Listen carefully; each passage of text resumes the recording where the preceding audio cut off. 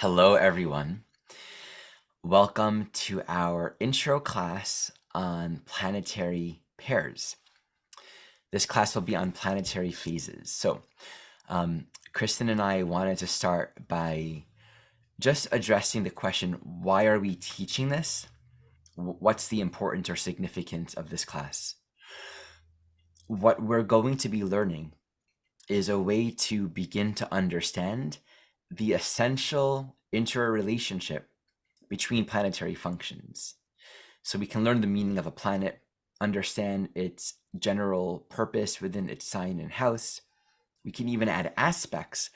But what planetary phases does for us is it actually helps us to understand what is the actual developmental intention, the archetypal relationship manifesting in any chart between any two planets. This really helps us to cultivate a broader understanding, a more inclusive evolutionary perspective on what's going on in the natal chart. So we're going to go through this step by step. And if there are any questions that arise in the process that need clarification, you can definitely put it in the chat. And in general, we're going to be saving our questions for the end of this class, but we'll be, tracking the chat at the same time. Let's start by taking a look at a very popular situation. Take it away, Kristin. We all can relate to the phases. We can feel the energy within the phases. When we look up at the sky every few days or every day, even the moon changes signs every 2 days, and it's moving through its own phases throughout the month. And so we're intimately connected to what that feels like emotionally. And when we feel things emotionally and we are moving through our own evolution, we understand where we're at different transitions or gates. So while we can look at the chart and really dissect it, looking at planetary pairs, we can spend an enormous amount of time looking at all of the pairs in the different phases. It's important to also know that we can be at different places and phases within different our energies, dynamics in our life, whether it's relationships or how we're expressing ourselves. We could be really in that new energy, which is so Aries. There's that lift about Aries. There's that lift about a new moon that we all know, that blank slate that we love to feel when we've been through something full. And then, so maybe we're really off to the races with something in our life, and yet our relationships are in a culminating balsamic phase. And we are having to work within a different energy relative to that part of our life. Ari, I was just sitting here thinking to myself, so often when I'm working with clients, and it could be a woman who's a president of a company, and she's just killing it. She's just, swinging for the fence, just really super successful in her working life, and her relationship life is, just not going well. And there's obviously reasons for that. And but we can see how we're really going after it in one area of our life, but we could really feel this other area. Maybe it's family dynamics, early childhood dynamics, where we're constantly feeling just dropped into our belly around those. And we're coming up to Thanksgiving here. So I'll share a famous, is it Ram Dass, who said, anytime you're feeling enlightened, go spend a week with your family. So you could feel like you're really evolving in ways, and then you get brought back into that fourth house, or that early childhood, we'll call it a sun moon pairing, and you're really working on those deep emotional energies that we all need in order to evolve. So yes, we can all connect to the phases by experiencing them simply by just embracing the energies of the moon. And when it is full, we can't wait till it's new again, most of us, right? I mean, you just feel like you want to pop. You can't wait to get into the new. So there are many phases. There's 8 phases of the moon, and there are 8 phases that we're going to be talking about today, linked with the 2 planets that we will be teaching every month, planetary pairs, The next 7 months, we're looking at 2 planets at a time, a pairing. And so we're going to lay that foundation today. We're not going to get into specific pairings just when we're teaching you how to calculate them, but we're going to really lay down the foundation for each phase. And we are going to look at aspects too within the phases. So one thing to understand, here we have 8 wedges. There are so many ways of organizing a circle. So this is obviously just one particular approach. When we look at houses and signs, we have 12. Okay. So in working with 8, each phase is going to be an arc of 45 degrees. The reason why we started with showing you the moon is that's the most accessible one. We are all intimately, directly familiar with that experience. We can actually visually see the phases, okay? What we often don't think about, because we don't have the same visual and even tactile, internal, emotional experience, rather, that we have with the moon, every pair of planets will have that. Saturn and Uranus are in some kind of phase. And it's not something we often think about or consider. We tend to jump to the aspect, but not the phase. And it's really important. There's a lot of information and value in it. So we're going to teach these phases, but I want to offer a helpful way of organizing this in our mind. You can really divide this into 4 quadrants. Keep it super simple, right? There's the new, and the new is when 2 planets are together. And the first quarter is when they get to that first square, that first 90 degrees. Just kind of simplifying it, that itself is its own archetype, right? And then there's that second 90 degrees just before the 2 planets come into opposition. So you can think of it in quadrants. And if that is even too complex, you can think of it as hemispheres, right? There's a phasal process that's occurring when 2 planets are somewhere between the conjunction and the opposition, right? And it's a completely different world. Once they pass that opposition, they're in a very, very different process of development, okay? This can be applied to any 2 planets. And I'll just say one more thing before we teach the meaning of a phase. You can look at a chart and understand the intrinsic relationship between 2 planets based upon their archetype. For example, Saturn and Uranus have an intrinsic relationship, right? Regardless of where they're at in the chart, they are interrelated. I mean, you can't really work with Uranus without understanding its inherent relationship to Saturn, right? Sun and moon have an intrinsic relationship.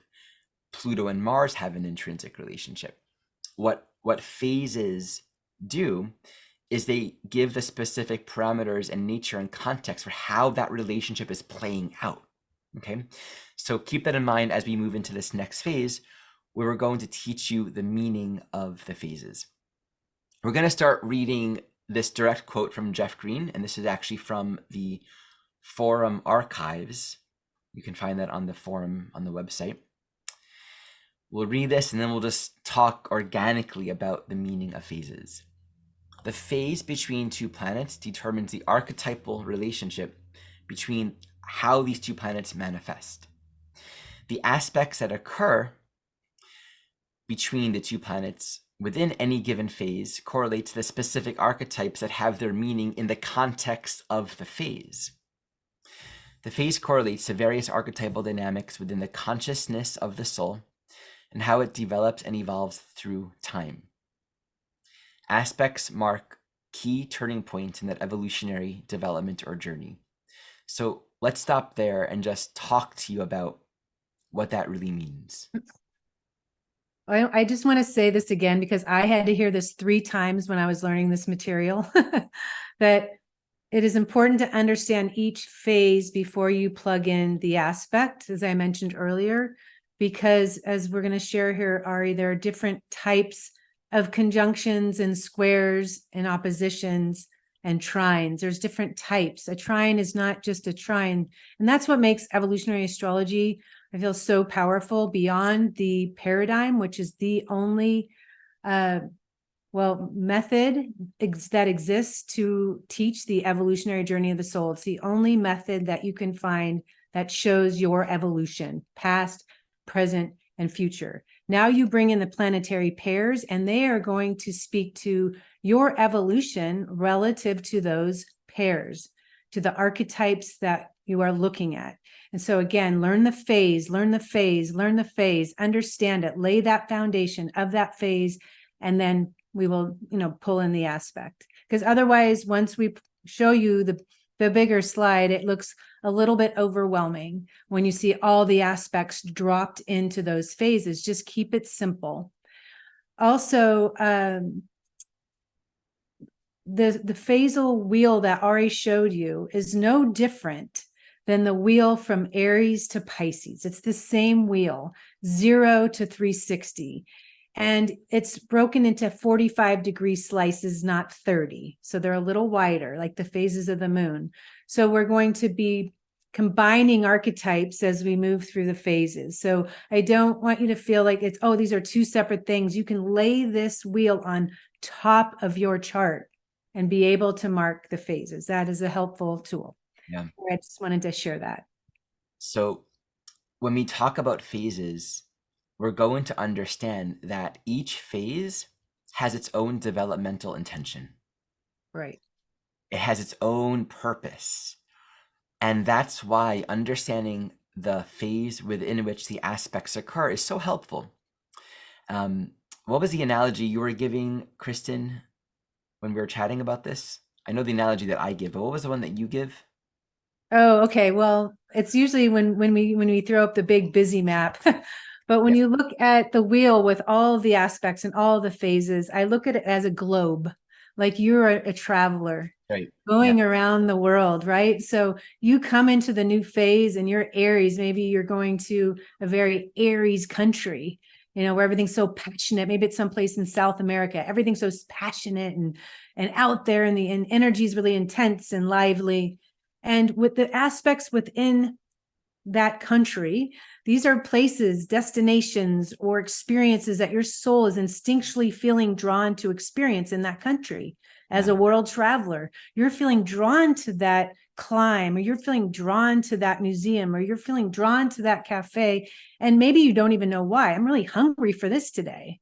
I'm going to go have a glass of red wine at that cafe, or whatever it might be. You're just following your own wind. You're following your instinctual draw to experience something and a variety of things. You want that freedom. And so as you work your way around the globe, you will feel drawn or needing to develop yourself or experience yourself, establishing yourself, creatively expressing yourself in different places, different countries. And so I see this wheel as literally like this gypsy spirit, on a journey over lifetimes, experiencing yourself in different lands and different countries and different people and different cultures, so you can understand better who you are and how you can bring more of yourself to the world. How can you bring out how you have been created by God and share it with others and be of service and feel connected? And so that's how I look at this wheel in total. That's a great analogy. One that I often use is if you're at an amusement park, consider the amusement park a phase. There's a particular purpose for the amusement park. And you're at the amusement park whether or not you're on a carousel, whether or not you're at a roller coaster. The carousel, the game, the roller coaster, every particular experience at the amusement park is a different station occurring within the amusement park. That's what an aspect is within a phase. So I'm going to return to the screen here and read that second paragraph from Jeff Greencut. It's a really beautiful way of describing the nature of aspects. So aspects mark key turning points in the evolutionary development or journey of that particular phase, okay? So look at them as turnstiles, revolving doors. The aspect moves you from one developmental stage to another in an accelerated fashion. Looking at this revolving door, the space on either side of the door is relatively calm in comparison to the revolving door. You're online to get on the roller coaster, and then you're leaving the roller coaster. And by the way, this is a very helpful perspective. there's a quality of energy that's building when you're online to the aspect. Okay, you're at the music, you're in that phase, you're getting ready to go on that aspect. So there's always going to be this anticipatory building quality, and then after the aspect, there's an integration of it, right? A waning of it, but you can still feel it on you for a while, even after the roller coaster. Okay. Looking at the space on either side is relatively calm. Two planets in a phase that are not yet in a specific aspect. Okay, one goes from a relatively calm and developed space or reality to another space or reality which is trying to be developed or evolved from where it currently is. The tension between past and future correlates to two planets in a phase that are in some kind of aspect. The main point that we want to take away here is when you have planetary aspects, don't just take it for granted. I think this is most of our conditioning in our astrological learning. We say, okay, a trine means this, a square means this, but what we're wanting to train our minds to think is actually, what is the developmental process happening right now? What phase are we in, and what's the actual experience manifesting within that phase? So here's a cycle of aspects and phases. We have overlaid all of the phases, all of the aspects. And looking at it this way is a very helpful way to understand everything is happening within a phase of experience. And so, like Kristin mentioned, there's more than one trine, there's more than one square. And this actually helps us to understand that these aspects are going to have a slightly different purpose according to the phase within which they're manifesting. So everyone could just take a moment and just absorb this. Again, we can overlay this on your natal chart. Just take this wheel and put it on your chart, and you can, make the new phase at any point, and you can just see how all of this lands in your own natal chart.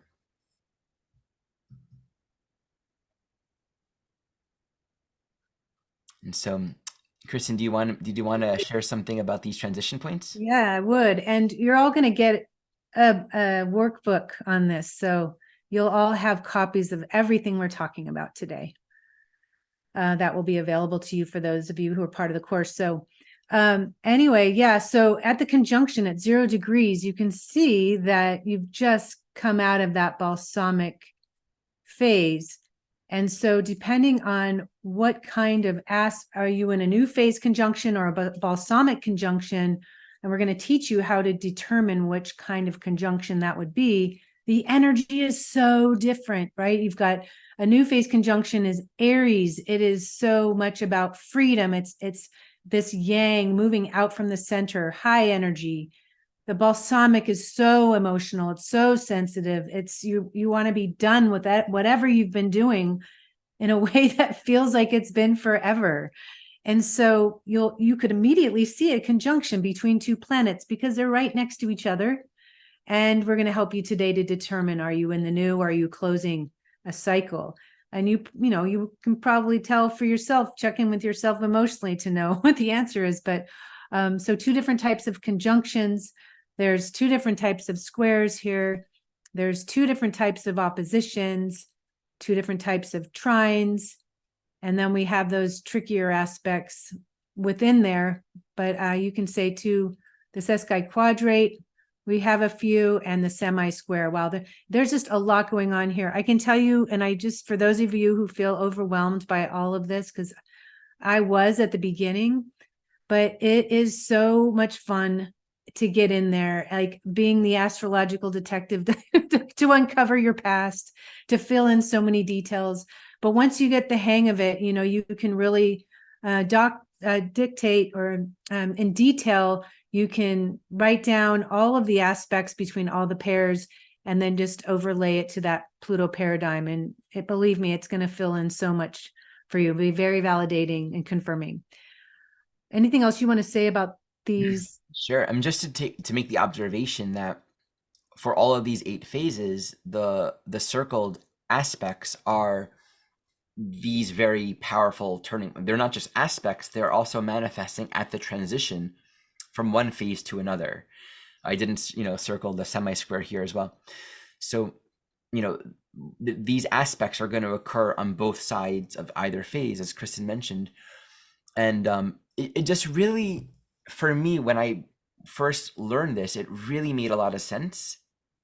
And it helped reshape my understanding of these aspects. It's not just that you're moving into the aspect, getting on the ride, and then getting off the aspect. There are these transitional aspects that actually represent transitions between one phase and another, which is quite profound, right? Oh my Having those goodness. kinds of aspects manifesting in your chart are going to have a lot more potency and meaning they're signifying more potent changes. It's like you're Right. leaving the amusement park and going somewhere else. I don't know where you would go after the amusement You're park. going to another country, Ari. You're crossing the border from Italy to France. That's You different. That's are. significant. That's a huge Yeah. scope. Okay. Okay. Hey, Ari, I really want to, someone brought something up and I'm going to say it here again. We are going to practice all of this every month, every aspect and phase of every phase and aspects within the phase, looking at 2 specific planets for the month. So you'll get lots of practice every month. So don't worry about it. If you can't figure it all out today, believe me, it took me years by Mercury retrograde, but yeah, it'll be worth it. So we're gonna Lots of teach you. practice. We're gonna teach you how to calculate them. We're gonna teach you the meaning of all of them. But before we continue, are there any clarification questions that are necessary just to make sure we're all solid with this basic introduction thus far? Feel free to, say it, and we could unmute you if need be. All right. Well, one thing I want to add here is just I'm really a visual person and I have to feel something to understand it. If you can look at this wheel like it is the globe, and there's a horizon line, right? We've got below the horizon, above the horizon, you got Australia down below, down there. But, it feels very different, for example, when the sun is coming up in the morning. Right. You've just been sleeping all night. It's very amazing to feel the sun on your face after a good night's sleep. That's so new phase. Or the sun setting, for example, the energy that feels so above the horizon, below the horizon. As you cross that horizon line, in particular, as Ari was saying, it's really about the self below and then out in the world above, in a sense. I mean, you're really going down deep, discovering yourself, and then you're coming up in the world and saying, hey, this is how we do it. This is how, here I am. Let me share who I am. So, I mean, there's a lot more to it than that, but to understand that you're going down deep and you're coming up again. And it very much is like the sun coming up and the sun setting energetically when you're moving through these phases at transition points. And by the way, yeah, all of these, we're creating a workbook. All of these graphics will be available to you. So everything can be. We also have members of our teaching team. So this introduction class is led by Kristin and Ari, but we also have other members of the whole Planetary Pairs series. And so also Rose, Bradley, Rob, I see others here. If you have something you want to add to this class along the way, please feel free to let me know. I can unmute you. Do you unmute Louis Gordon? She has a question she wants to ask. Louise. Oh, thank you. Now I can speak. So basically, I get that's it's 360 degrees. So there's at least 2 of everything, but they might not be called the same thing, right? Like there's a square is a square, whether it's opening or closing, right?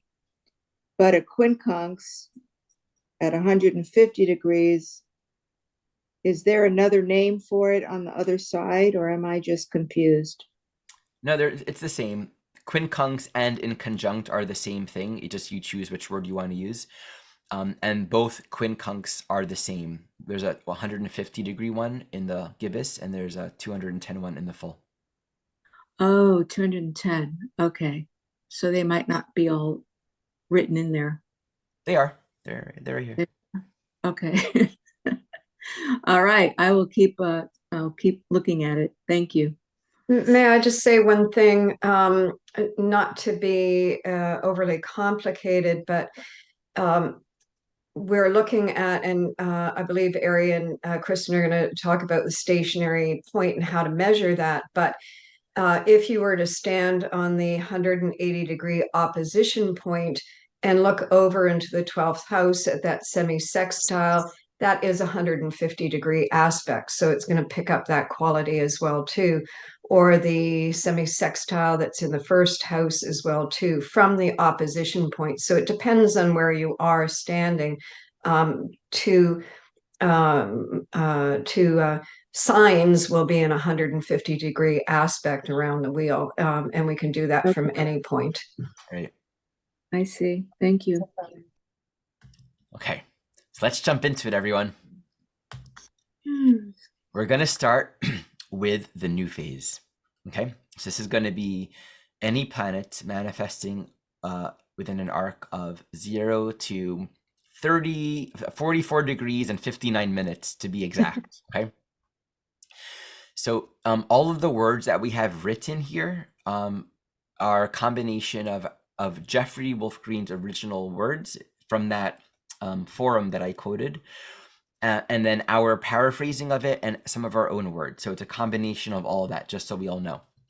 This corresponds to a brand new evolutionary intention reflected in the soul's desire to cultivate a new way of being. So within this phase, there's a need to initiate a diversity of experiences because it's a new cycle. I've never been here before. I don't even know what I'm doing here. So the randomness of experience serves the purpose of allowing the soul to initiate and actualize a new phase of becoming, like the process of becoming, and thus the need for a lot of instinctual experiences through which the soul is going to learn, okay, this is what's happening. This is what it's like. This is what happens when I do this. It's very Aries by its very nature. New phase, beginning, new cycle, right? I mean, if you put these phases and you just kind of start counting from that point that we are familiar with as being the ascendant, as Kristin was saying, you can see it correlates very naturally to the natural houses as well, right? You can, in theory, rotate this and say, let's start the new phase up here, right? We put it here because there is a natural archetypal similarity between the ascendant energy and the new phase, okay? And there's a need at this point to break free from the past cycle. Like that Aries energy, I'm an individual. I need an essential amount of freedom to discover myself and to discover my purpose. Would you want to add anything to that, Kristin? Yeah, definitely. This phase reminds me of having many experiences that, as I mentioned earlier, feeling drawn to experience. So it becomes new experience, you react or respond to it, and then you learn from it. New experience, react, respond, learn, and it just, you keep going. New experience, react, respond, you learn from it, and you take all of what you've learned. Do I like this? Do I like him? Do I like her? You are putting yourself in all of the environments and having all of the experience that you are instinctually drawn to have to learn more about who you are, what you need. Okay, I tasted that. I don't want to taste that again, etc. I mean, that's really what it's about. So you want this full-on freedom, but also it can be these purely random experiences. Like you said, I don't even know why I'm here. It can sometimes feel very random. And so there's, a real, also just a resistance or just wanting nothing to do with where you've been before, right? You're not even looking back. You're only looking forward. There's almost a fear of being kind of swept back into the past. So there's this constant moving forward with the natural square to Saturn, to Capricorn or the 10th house. You can feel that it's just full unbridled forward kind of feeling. And if any of the team, Rose or Rav, feel free to jump in at any moment if you want to add to this conversation as well. So let's move to the crescent. All right. So in the crescent phase, this evolutionary intention is for you to really internalize. You're consolidating all of those experiences. I think a lot of a chef in a kitchen with all these ingredients that you've collected from your travels in the new phase. And now you're going to consolidate all of these experiences to bake something, to make something. There is an energy of being established. Something is being established here, but it is consolidating towards greater meaning and purpose. So not these random experiences, but just saying, this is what means a lot to me. This is what tastes the best for me. This is what feels the best. This is what I need, what I know I need now. So there is a need to go within and retreat from all that static and all that energy. You're wanting to invert your energy, and you're going to want to stabilize yourself and your focus and your desires in a way that allows you to know better what that foundation moving forward is going to be about. You are now really removing all the excess that you don't want to include moving forward. And I think an essential quality to the crescent is the elimination of the randomness, right? So there's more of a yin quality to that crescent phase. And in particular, there's often a need, any planets manifesting in crescent, to retreat from too much social relational engagement, because that retreat, in a very Taurian kind of way, actually allows for the soul to get to know themselves. What are my values? What do I need? So what's happening in the crescent is a real great degree of self-awareness, self-knowledge, okay? And by the way, keep on putting your questions there. Most of our questions, we'll save them for the end, but if they come up for you, put them in the chat box, and I think we'll just create a space to answer all of these. Hey, Ari, I want to just add a few more things for crescent. Your soul will come to know who you are by remaining in one place. By remaining in one place. So everything that is done in this phase will be linked with your own effort, like that Taurian energy that you feel, especially early on in the phase, and no external help necessarily. It is very much a fine-tuning and a self-reliant energy. Again, you're coming to know who you are by remaining in one place. And I think of the Buddha, I think of meditation, I think of that yoga energy. And also it can be a phase where you want to isolate yourself. And you're going to need your downtime for sure. So now we move into the first quarter phase. And just to provide this perspective, so in the new phase, we're discovering. In the crescent, there's a sort of nurturing and an inner development that's occurring, but it hasn't broken through the ice yet. You haven't done anything in terms of really stressing yourself to integrate in the world of the world, right? Like doing something with what you've developed. So what's happening in the first quarter phase is really the first time we're actualizing and utilizing all of this self-knowledge in a more practical, concrete way. So this is a time where there's a need to establish and make real the evolutionary developments that began in the new phase. The challenge is to become more self-aware and to become stronger and more capable to walk on one's own 2 feet in the world. And so there's a lot of self-development and confidence and capacity that's developed. Jeff Green quoted Dane Rudar in the way that he corresponds this particular phase as the crisis in action. And the way that we understand that is, at this point, we don't know yet who to be, right? You've been metaphorically in your cave, developing yourself, learning a lot, cultivating and refining your self-knowledge and your skill. What am I going to do with that? How am I going to actualize it and use it in the world? So Jeff Green described it as you could be putting on many hats, but you're not really sure where to go or what direction to take yourself. So this first quarter phase, again, it's a yang phase.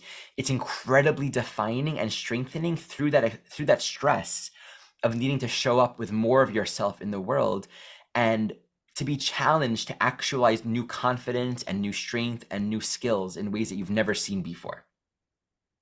Anything you'd want to add to that? Yeah, at this square, this first quarter square can be the most difficult.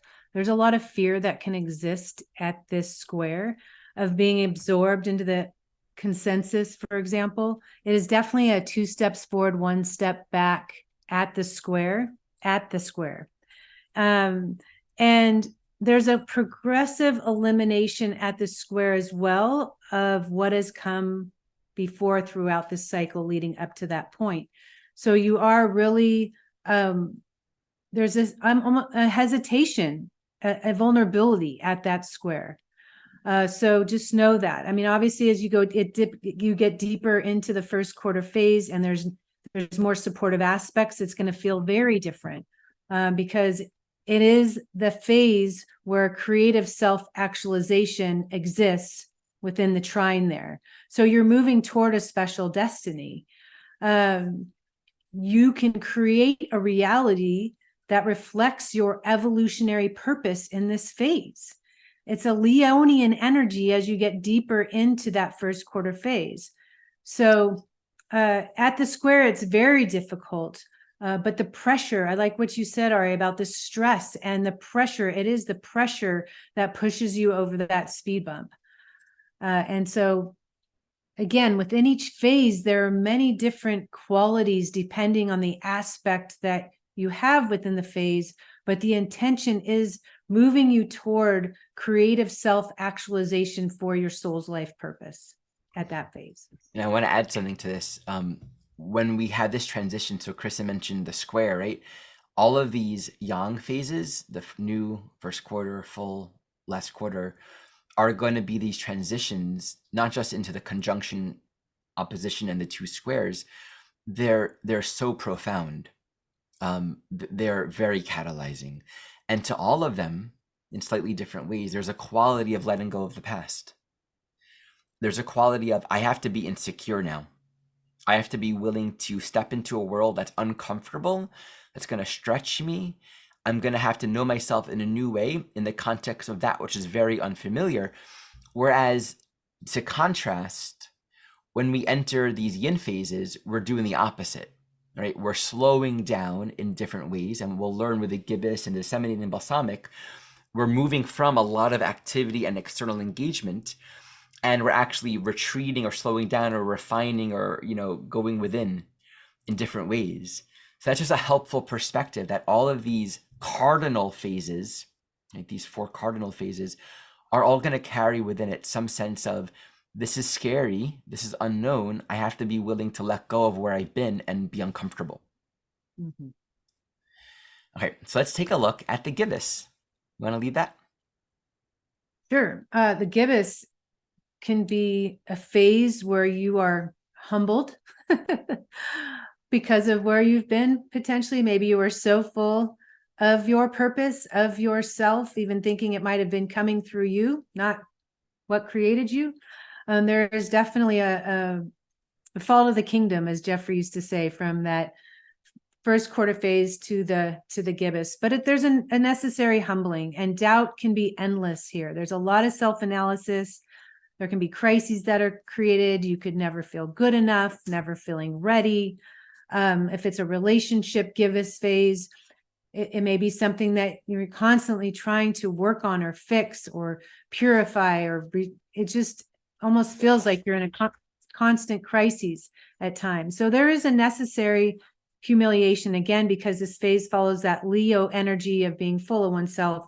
And at some point, you've got to be able to understand that what you are creating and what you are building is something that you are preparing to move into the world, to move into a social sphere. And so there's a necessary humility there for that reason. You can become a master at excuse making if you have 2 planetary pairs or a planetary pair within this phase relative to those archetypes. Reasons why, maybe they're good reasons why you're not making a decision to do something. The excuses, they may be very legitimate, but they're simply delaying what you need to do there. And so you can be your own worst enemy within this phase if you're not careful. One of the core archetypes of this phase is adjustment and giving attention to detail. So all of the creative development and strengthening that occurred in the first quarter, now it's really needing to be refined. It's actually a natural and intuitive progression if you think about it. Nothing is going to reach its height in just being excited and actualized and capable. The next step is always to look at what needs improvement, right? How can I make this work better? And to understand it as being transitional into the full phase, fundamentally, in order to actually give something to the world, I'm learning how to look at myself and self-reflect what needs fixing. So there can be a lot of adjustment and micromanagement, and the challenge and thus the stress really in the gibbous phase, and many of the aspects that occur can be this hyper detail focus or a sense of there's too much to do. It can be very frenetic. It can be very overwhelmed with all the things there are to do or all the things to fix or all the details that are managing. And thus, one of the archetypal intentions relative to the idea of humility is it's not about perfection or control. It's just doing what you can step by step. So again, a very Virgo quality to it. Yeah, so the perfection is in the process. We learn that through the Virgo teaching, that nothing is perfect. And there can be, we can feel like a grain of sand in this big, big wide world, right? Comparing that grain of sand to the sea through the polarity. But yeah, perfection is in the process, and it's about linking purpose to service to the whole, linking purpose to service to the whole. That is the evolution of that archetype. So before we go into the next hemisphere, I'm wondering if any of the teaching team would like to jump in and add anything to what we've shared for the first half of the phases so far. Yes, Bradley, and then I see Rose too. Let's get Bradley unmuted. Okay, thanks. I just wanted to throw out that, you know, one of the things I just love about planetary pairs and phases in general is that it's another lens where we can completely accept where we are. I mean, when I first learned about the new phase, for example, I'm like, oh, I'm supposed to be in this process of trial and error. I'm supposed to be making mistakes.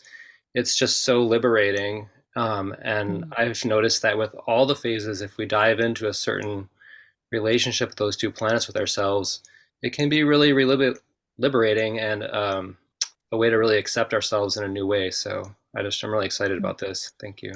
Thank you, Bradley. Gosh, that is so true. Just to be able to accept where we are on the journey is such a big part. The surrendering to where we are at will allow us to move forward, because in the gibbous phase, we can overthink it. We can we have a hyper awareness of everything that we are not. And if we're focusing on everything that we are not, we freeze, we become paralyzed. We make excuses why we can't do something. And so by knowing, hey, I've got these planets in a gibbous phase, I just need to put myself in motion and stop analyzing or giving myself reasons why something can't be done. There is so much freedom and understanding that. I want to really rise above this energy. I want to move through it. I also feel too, by being humbled in this phase in particular, you learn compassion for other people's suffering. You learn compassion for how other people feel when they don't feel good enough. And a huge part of the gibbous phase is I don't feel ready. And likely we may never really feel ready for the big stuff. We just have to go. We just have to step. We just have to move. Yeah, Kristin, I'm going to just agree to what you've just said there, because it was through EA that I really understood why I was personally experiencing certain aspects. I'm on a lot of the cusps, like in terms of I've got a Sessa quadrant and it falls literally between, I wrote it down actually, it falls between the first quarter and the gibbous phase. And it was when I found out it's actually just in 1 degree into the gibbous phase that the planetary aspect made sense. So this is why I'm experiencing this energy in this way. So you get more of a fuller picture in terms of your own story, and even with the clients that you work with. So the aspects and phases, there may not be a particular aspect between two planetary pairs, for example, but they'll be in a phasal relationship. And it gives you more of a story of exactly what's going on for that soul and in its current incarnation. And it just adds more validity to the soul journey. And it's that aha moment where you're like, this now makes sense, why I'm experiencing something in a particular way.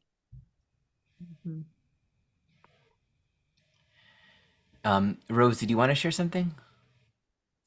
Well, I always say, and that's the beauty of astrology, is to know where on the wheel you are. So, to be able to share that with the client, so that they can understand themselves better is brilliant. I just wanted to go back to the angle of the 90-degree angle there between crescent and first quarter. And Kristin mentioned the speed bump, and I just wanted to give that analogy. If you ever think of a car that is stuck in the mud or stuck in the snow, and a whole bunch of people come out to help, right? And that the beforehand getting out of the mud, right? How you're taking the car and you're rocking it back and forth. You're rocking it back and forth like that. That's the crescent just before that first quarter square. And then you get over the hump, and the car is going down the hill, or it's starting to speed off, and you got to race and get into the vehicle and keep it going, whatever it's got that feel about it, where you're like, whoo, I'm off to the races. Once over that line, that crises in action, and you're into that first quarter, it is more fully standing in the subjective awareness of consciousness, right? Because that's it, exactly, becoming more subjectively aware of myself and what I have to work with, right? So then you're off to the races, and you're not looking back anymore. Where in that crescent, like, there's a really big dynamic. We talk about this a lot between the applying square and the waning square, just the crescent square and the first quarter square, and all of those angles, the balsamic conjunction, the new conjunction, the gibbous opposition, and the full opposition. These are vastly different energies. But I just wanted to offer that in terms of that speed bump thing. It made it. That was great, Rose. I love that. It's a perfect analogy. Ethan? Hey, Ari, one more thing. I mean, I'm all about solutions and wanting to help move energy, and especially when gibbous is occurring for those two planets. And let's just take, for example, somebody who's needing to write for a project or has a deadline, and they just can't think anymore about what to say or how to develop something.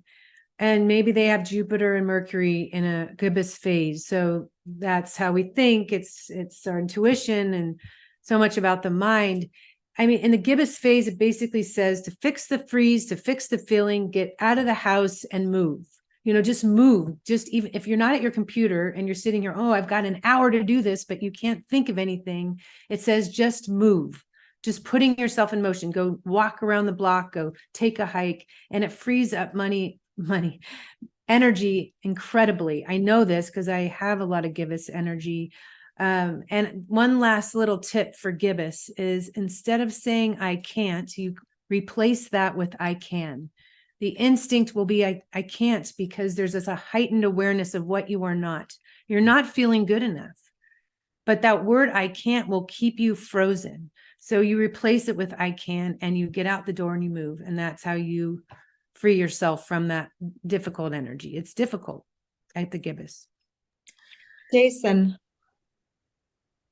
Yeah, I just wanted to share that for me, one of the most powerful metaphors to think about these phases is from the natural world and the plant cycle, and particularly thinking about at that new phase, all these little seeds under the ground that you don't know which ones are actually going to make it, right? Like if you plant things, you don't really know, and you kind of have to tend them all and find out, and the seeds are like themselves are totally in the dark, quite literally, right? And you don't really know which one of these things is, what forms are eventually going to emerge here. And crescent, this time when the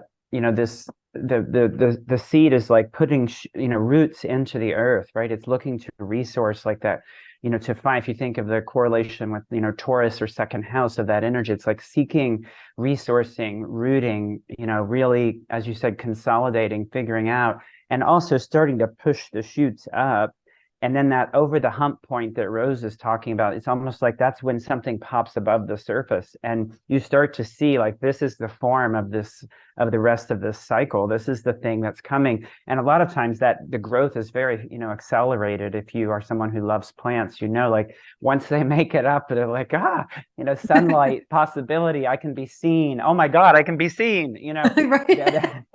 right. There's that experience. And then when you get to gibbous, you as the tender often are helping it kind of not get overgrown so that when it flowers in the full phase, right, it can carry, the flower can go on and onward through the cycle. But I've always found that a very helpful thing, just to consider. And then you can consider when you see planets in these phasal, relations, you're able to be with them right where they are developmentally. You don't have to even make it, as we know, you don't make anything happen other than providing love, nurturance, and meeting the creature where it is, meeting the soul where they are in this particular place. They will naturally evolve if you are, the power of this, like Rose said, is like to know where you are in the developmental cycle and to be able to meet it with just the love that it needs, right? Just the tending that it needs at that phase. And it's a powerful mode of empathy, to get these planets and where they are with each other and their own developmental cycle really gives you that ability to empathize and to respond meaningfully. That's what comes to my imagination with this. Yeah, that's so beautiful. I really appreciate that, Jason. We'll come back to you to finish that analogy for the second hemisphere. Yeah, I And want to see him. Something you said actually landed something more deeply for me. Just in that analogy you gave of the first quarter, you said, this is what it's going to be. I never grasped it on that level before. That's how powerful these cardinal phases are. This first quarter phase, it's the first time we are actually existing in the world relative to all that's been. You don't know yourself yet, or even what's going on until that phase. Like, there's something that only happens once you're really noticing this is what it's like to exist as myself out here in the world in this completely new way. I just love that perspective. So let's move on. Sorry, one last thing I have to share with Gibbous. I mean, Jeffrey used to spend the longest amount of time on Virgo and Gibbous, I'll tell you, in our classes. And I just thought of one more thing real quick that I think is so helpful. Because I just remember recently my son telling me that he had this big test in college and I don't know how it went, Mom. I don't know how it went. And I said, oh, well, son, did you do your best? He said, I really did, Mom. I'm like, well, that's all you can ask of yourself. If you've done your best, that is enough. So in those Gibbous phase, the values and the effort we talk about in the crescent or in a Taurus energy, but the efforts that you actually make and you follow through on, you don't sit and worry about everything, you just do them and you do your best with what you have, that will generate movement. And then you let go of what you couldn't do or didn't do and move on. So that I did my best, I know I did, and that will be enough. So I just want to clarify a question Eve asked. So the phases are cardinal, not mutable. It really, the reason why I'm calling some of the phases cardinal is just there are 4 phases that begin with cardinal aspects. So the 4 cardinal aspects are conjunction, opposition, and the 2 squares. I wouldn't say the phases are cardinal by their nature, but there are 4 phases that begin at those cardinal points. I wouldn't associate cardinal, fixed, and mutable in general to the phases. Okay, so let's starting with the full phase now. You can understand all of these phases can be understood in contrast to its polarity. Okay, so in the same way that the new was instinctive, I don't know what I'm doing, this is totally random, let's just start and see where it goes. Full phase is completely like that too, but it's social. Now we're needing to integrate everything that we've learned about ourselves into the social reality of other people, society, really that which is not me. So naturally, there's going to be a lot of polarizing experiences and the need to learn balance and integration. This can reflect in going so far into the realm of social experience, losing oneself, overdoing it, becoming overly stimulated, needing to retreat and go back to reconnect with who am I, what's my purpose, what am I doing here. So the experience of becoming very imbalanced is incredibly intrinsic to the full phase in general. This division between opposing forces of wanting to be completely free and independent, but the need to fulfill oneself through relationship. So this creates a fluctuation of extremes between complete social immersion and social withdrawal. There's a progressive socialization that occurs here. What's happening is we're learning, how do I stay true to myself while fulfilling the need to be a part of the world and to respond to what's needed of me.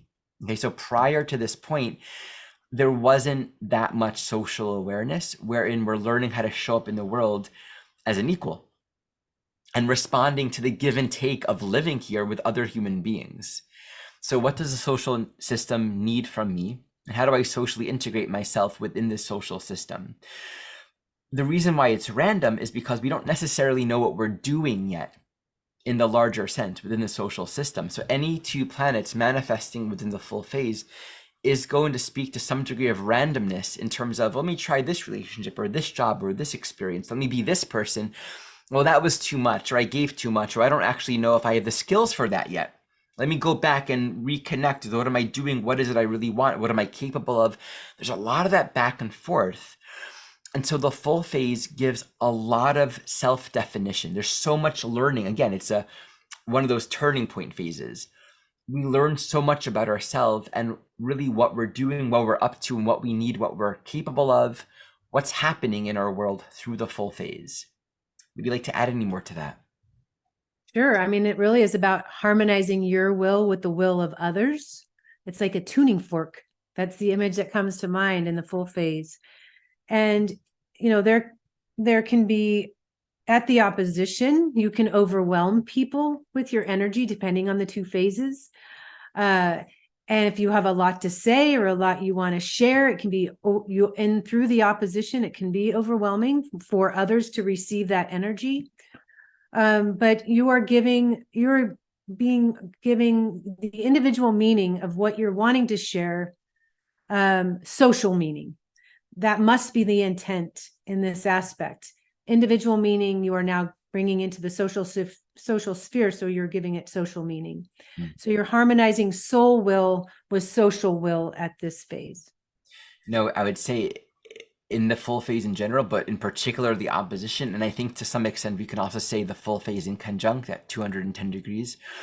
One of the points of challenge is the sense of almost being bound by a duality. Yeah, extremity. Whenever I do this, I seem to have this problem. Right. I'm never going to do that. But then it's like, well, I'm doing this and that doesn't seem to work for me either. And so there's very often a strong highlight of extremes within one's consciousness, where there can be a strong perception really of polarization within one's reality, certain people, places, experiences that are very polarized within one's mind. Because, well, last time I did that, they took too much, or I gave too much, or I lost myself, right? So working out those strong senses of polarization are a big part of this journey, because until that's worked out, life will be perceived through this filter of that duality. And one will be very unintegrated and kind of swaying between these extremes until this understanding can really develop. So I've got something here too. At that in conjunct, so at the end of the full phase, that's a big aspect, because until the soul learns to harmonize its own will with social will, there will be a block.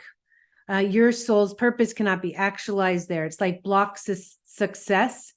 How many people do you know that have all the talent in the world, yet they can't seem to make it happen? Maybe there's a sense of entitlement.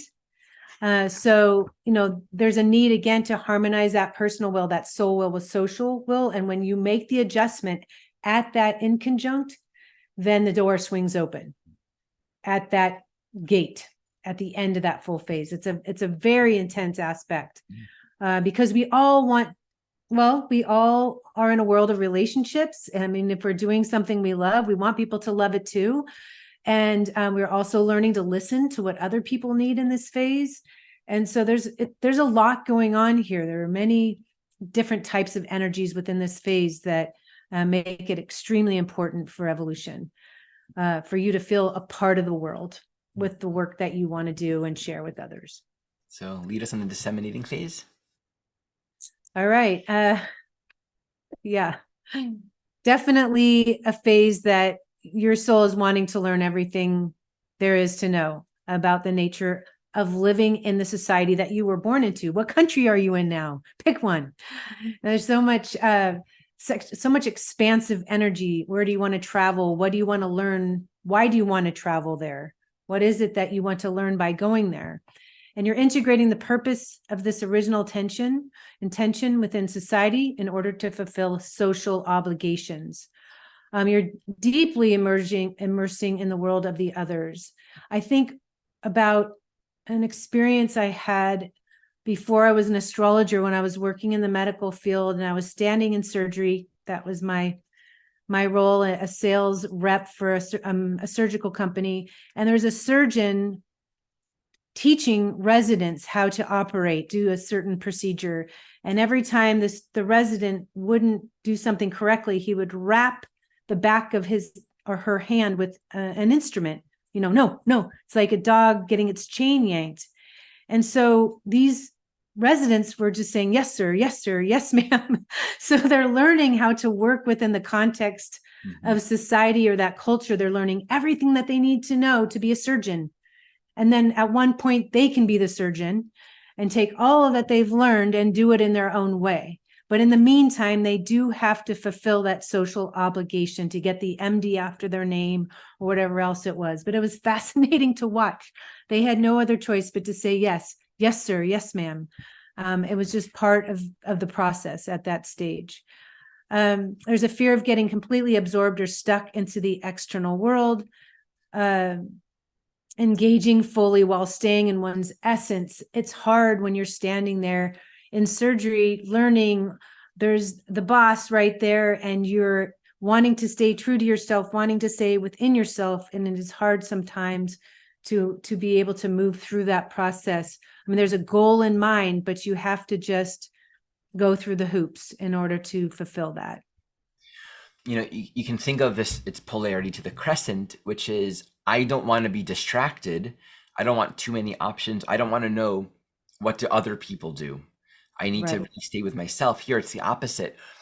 I need to, in order to further evolve, I need to be a part of the world. Whether it's getting a job or getting credentialed or being able to start a business. I mean, anything that we want to do socially, at some point, we need to move away from that full phase, which is sort of uncommitted in a way. Right. It's just creating experience. There's a lot of learning. And we have to say, I'm making this choice. I'm doing this thing, and it's going to require my full committed presence and engagement. And I think we're going to see within each phase how the different aspects, some of them will be very challenging, right? Some aspects are very catalyzing and challenging. Some are more harmonious, but they're all just different expressions and nuances occurring within that particular phase. So in particular, that transition into the disseminating phase, which is the sesquiquadrate, 225 degrees, can be very difficult because once again, we're needing to actually consolidate, bring all of this energy within and focus our attention. In order to evolve, in order to move forward, I need to actually bring my attention into what am I actually developing and committing to long term. That's why Jeff Green wrote, and this part is a quote from him, learn everything there is about the nature of the existing society that the soul's born into. And I would really maybe correct that, because it's not necessarily the one you're born into. You could have traveled and immigrated, right? But what's meant by that is wherever you are, you're living in a particular social reality. And you're going to have to learn how to be a part of it and almost allow yourselves to be absorbed into it to some extent in order to become who you're meant to be. Mm-hmm. So there can be that sense of, I don't want to lose my freedom. I don't want to make the choice. I don't want to make the commitment. And that can be very difficult, very stressful, to feel like we're losing some sense of freedom, but we're not going to grow if we don't allow ourselves to become more immersed. Mm-hmm. There's a lot of growth that happened in actually, in a sense, eliminating options and saying, this is where I'm going to go. This is where I'm going to really develop and grow myself. And there's no other way to grow and learn other than by making that choice. We're not going to really develop more mastery and self-knowledge and success or skill or capacity without going deeper. Right. So just want to say too, that with the element of social obligation, there's also rules you will have to play by. But you can, as a soul, if you're in an individuated state, say, for example, this is a really socially powerful phase where you can move the consensus forward with all that you do know because of all that you've learned or gleaned and the travels. And I'm thinking of Jason right now because I know that Jason, you know, you were practicing therapist and had to get a degree to do that and all. And I'm not sure if you were able to, say, bill insurances for people that came to see you, but the intention was to, you know, become established in that way, to get the degree or the certification, right, in order to reach more people, right? And then also when they did come to you, you brought so much more than just what that degree might say, right? Your whole experience, whether it's in astrology or nature, all that you do to add on to you and to help people return to their natures, they experience so much more by coming into a space with you because of all that you've done. Is that true? Did you go that traditional route, play by the rules, get the degree, and then Yeah. oh it's true for, I mean, it's got to be, we're counting on people like you for that. I just couldn't help be a little playful with that. No, well, I was thinking I might share because it particularly maps, you know, through progression to the progressed lunation cycle for me with these phases. My therapeutic career, you know, sort of started at the new moon where I had an experience of being with someone through something truly intense, my godmother through her death, and it's sort of like all kinds of stuff was coming up in that.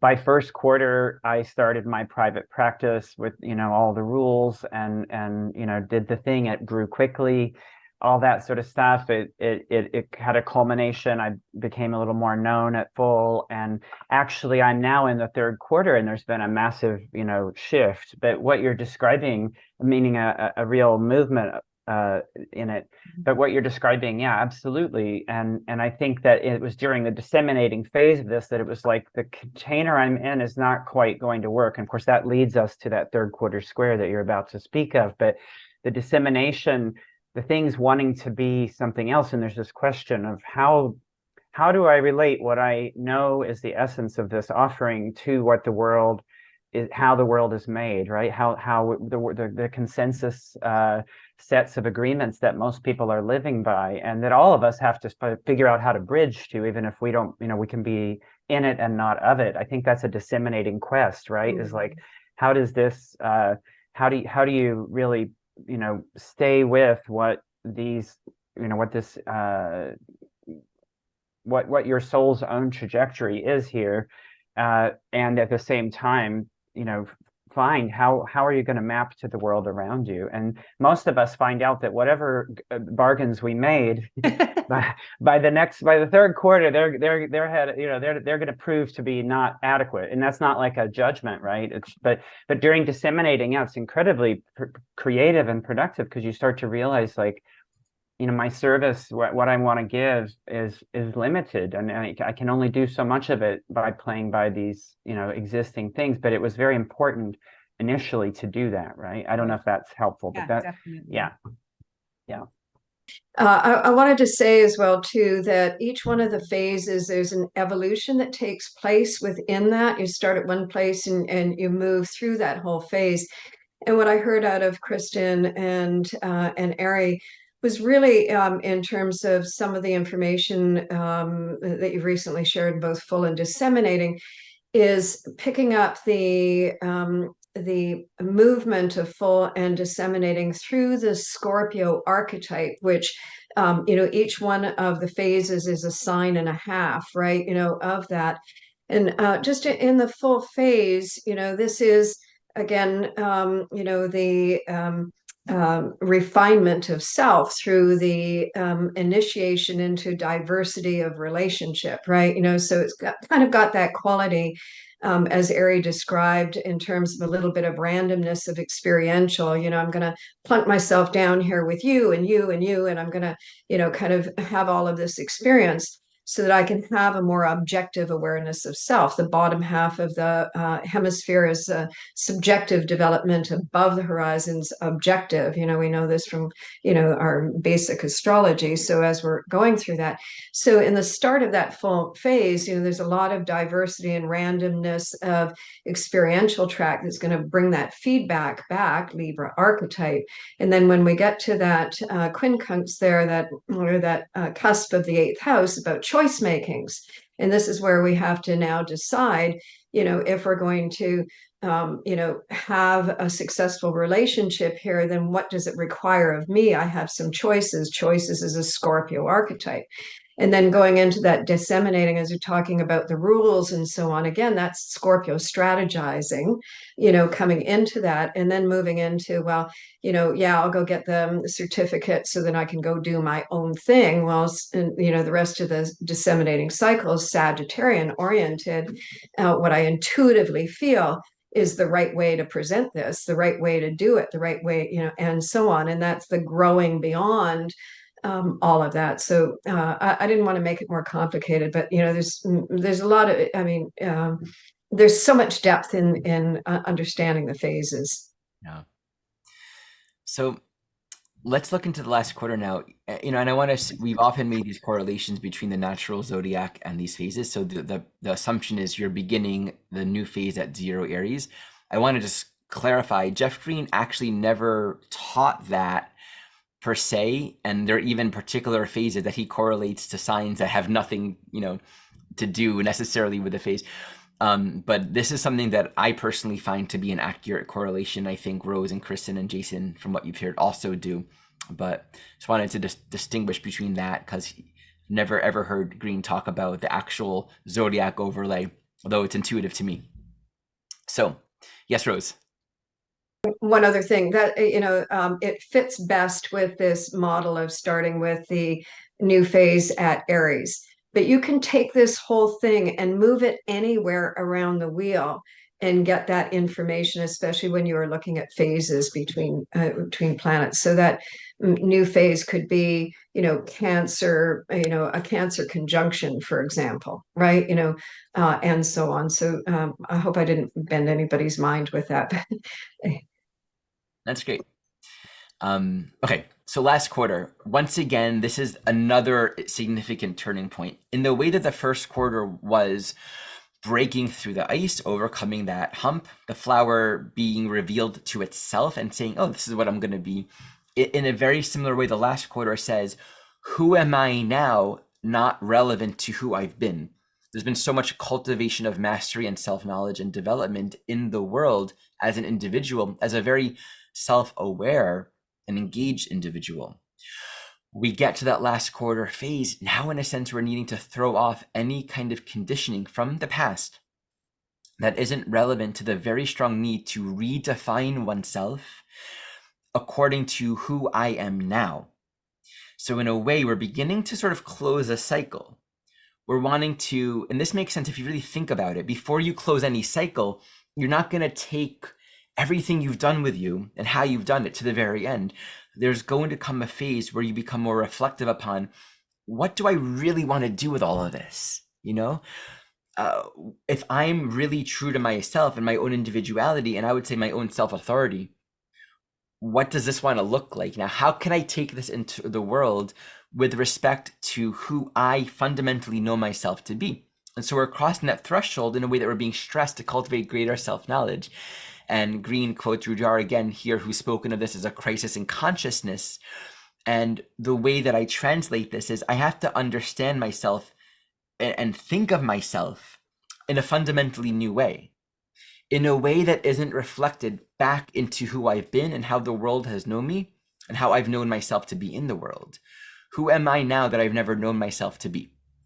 So there is a shedding of old skin and a deconditioning from the past. greater self-definition, greater mastery, cultivating greater strength and self-knowledge. The focus here is on what is of greatest value and meaning to me long-term relative to the skills and the individuality that I've developed. I want to master myself and really make the life that I'm living and what I'm doing and the choices that I'm making feel incredibly personally relevant and authentic, so that I'm creating what I want to create. So I would say in this phase, we're kind of achieving the maximum of creative self-development that we achieve in the entire cycle. From one point of view, we're really saying, who am I? Who do I want to be?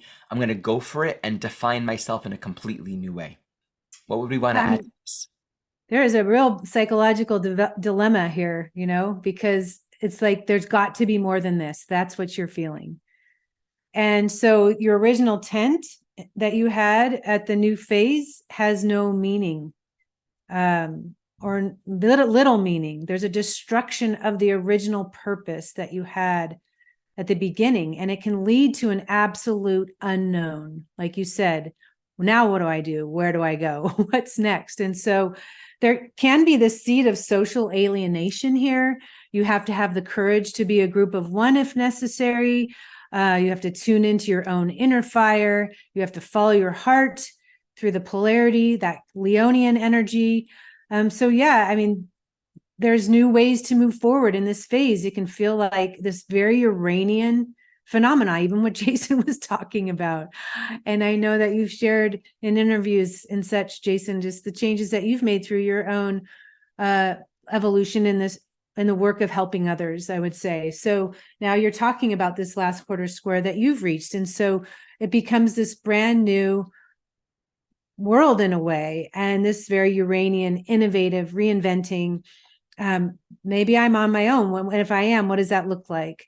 And so, yes, it can be difficult at the square, very difficult. If what you've been doing for so long doesn't have the same kind of meaning that it used to. And that's because, guess what? You're evolving, right? We're all evolving. And so, of course, it's not always going to feel the same. It's going to be an evolved version of yourself. You're going to be eliminating the things that don't serve you anymore and don't reflect who you are. And, you know, that was what you will be experiencing at that phase. Bradley.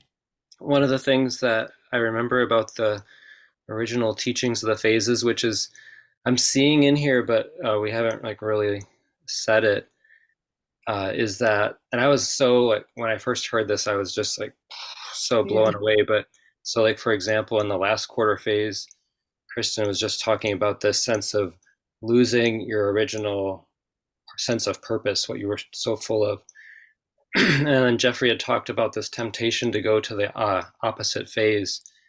So like within the last quarter experience, there would be a temptation to be like, I want to go back to that first quarter. I want to go back to being totally full of the purpose that I had, because I'm losing that sense of, you know, it's like a resistance to continue on the evolutionary journey. And just as like one more example, on the disseminating phase, to be fully within the culture and working within the culture, you could have the sense that you're losing the sense of Crescent, the roots of that experience of your own values, because you're working within the culture's values more now. So there's a temptation to go back to that polarity of Crescent in there. It's a really interesting dynamic. Very. Thank you for bringing that in. Yeah. I feel like with this particular phase, there's this element of disillusionment, which I can recognize inside of that capacity that's growing, that greater mastery. You know, it's like, I remember when I was a financial advisor and I was at the top of my firm and I had the most clients of anyone else. And then someone said to me, Michelle, you've outgrown your pot. And that realization led ultimately to leaving the firm and then trying to start my own thing as an independent advisor, but like realizing I wanted to be an astrologer and having to completely leave everything behind ultimately. I think it's more rebellion, Michelle. Rebellion, disillusionment follows in the balsamic phase. It was a rebellion in a way. I was like, I can't do this anymore. Yeah, for sure. I was going to say that you can't put the genie back in the bottle no matter how hard you try, Yeah. and that's the thing, that was a good point there, Bradley. You can try to go backwards, but it's never going to work, right? It just isn't, and you'll keep having that sense of, oh. And I think about that last quarter, it's a restructuring, in the process of disengagement. But I always think of it like that Capricorn archetype. It's the external and the internal, Capricorn with the fish tail, what's on the outside is fully built. And, what's developing, it's very insecure, it's very weak, right? And so it takes some space. It needs some space in order to feel your way around it and gather the security to be able to quit your job and become a full-time astrologer or so on. And the advice that I always give people, just, I don't know, it always makes me feel like, oh yeah, right. That was the old me. What would the new me like? And, when you just say that to people, they go, oh yeah, right. And then they're, able to make the decisions that are in keeping with that last quarter. When you shared that, Bradley, too, it seems to have evoked something in many of us.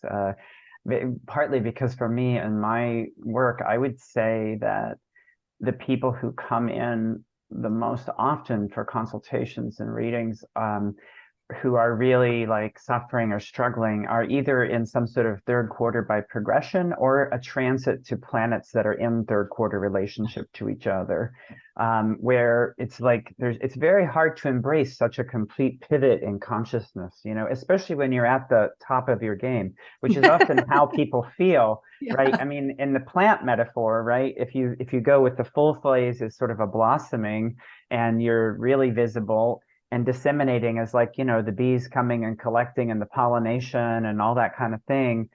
At the last quarter, you're fruiting. So there's something like being offered. Like there's it's a lot of time when people create their great work, or offer something in some way. But when something's fruiting, it's also done. It's also finishing. It's already beginning. It's downfall for the season, and it's beginning to it has to start orienting towards what's next. I mean, what is a fruit but a way of passing the seed to the next cycle, right? It's like setting up the next cycle, and so your attention. There's a tension, right? Because you're like, wait a minute, this has been working so well. Why would I stop doing this? And yet it's there. And if we see that evolutionarily in a situation of, something in that third quarter square, any of the phasal relationships, we know that soul is at a pivot point with regard to those archetypes, right? And I find that is so resisted. All of these waning spaces, we're in most, if you speak English, you're in a cultural setting where we love to wax and we hate to wane. It's like this is all waning, and this is the point. If you think about the moon, right? Because the sun and the moon can help you really feel the energy of these phases. This is the point where it's a half moon in the sky, right? Third quarter, and it's headed towards darkness. And that's a very hard thing to embrace for many people, right? It's headed out of visibility and into something very different, And so, and by the way, I wanted to say too, with the full phase, if you want to get the energy of the full phase, just think of a full moon and how much is there and how hard it would be for you as one person to hold all that energy. So they end up in all these relationships, and full phase situations often get played out with so many relationships because it's so much energy to hold the relationship of these two planets. It's almost like it has to be relationally experienced. But with the third quarter, you're headed towards, something's got to be let go. You don't get to hold on and let go at the same time. It doesn't work. And that's what people come up again and again. It's like, I want to hold on to this thing. And yet everything in the cycle naturally is saying, this is on the way out now. Well, thank you. Rose. I was just going to say, in the cyclical nature of plant life, according to the disseminating cycle, that's the fruition and harvest. And by the time you get to last quarter, the way I always describe it, is what is left is withering on the vine. I just wanted to add that. Okay, so let's move to the final phase. And I think it would be really great to create some time signatures for this talk because there are so many great gems. Okay. All right. So this is a completion of an entire evolutionary cycle. And there is a need to let go of the past so new seeds for the new cycle can be planted. And it can be really tough in this phase because you can feel totally done relative to the two planets that you're looking at in this balsamic phase. It's this feeling that you've been here before again and again and again. But if it's still happening, then something is not resolved. You are coming full circle, all unfinished business, incomplete patterns, stages of development, anything that you haven't felt fully through for sure. But there is the promise of what's coming. So while everything's culminating, your soul can really see into the new, see the light of the new, but it does then increase that energy of, oh, but I want to be done. I'm still here. There's a need to inwardly reflect about why you're still here. What else do I need to do? Why is this occurring? And I need it. We all need to cooperate with it in order to culminate it. And it's really a time to pitch a tent within, to pitch a tent within. That's hard to say. To really go within. And a time, of course, given that Piscean nature of this phase is to that seek ultimate meaning in all that you do, and to surrender to the process of life, to surrender to the things that you cannot control. Yes, to cooperate in order to culminate.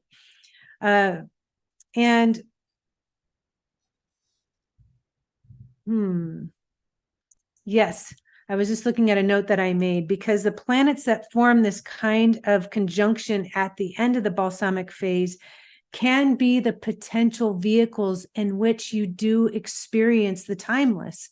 I would say deeper into that phase, for example, Mars Venus. I keep using this pairing, but we can all relate to the Mars Venus.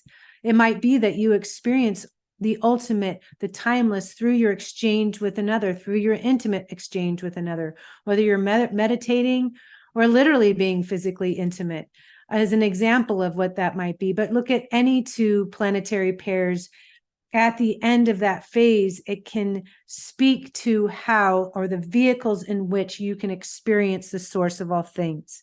Very powerful, very beautiful, very healing.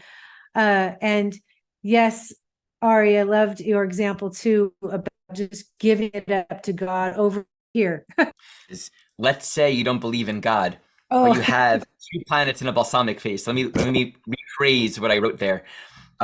Whether or not you like it, there is the necessity to embrace the thing that's happening. Right.